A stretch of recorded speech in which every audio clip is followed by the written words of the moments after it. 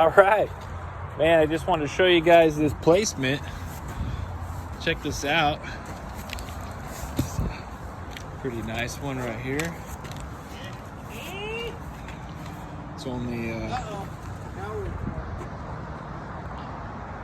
not too shabby. The guy's gonna come pick these up and mill them into some lumber. This one's about a little over 3 feet in diameter at the base, and then there's probably an 18-incher on this side.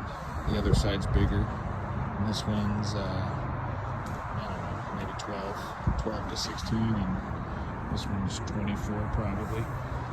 But yeah, it was a good tree, man. It was a little bit scary.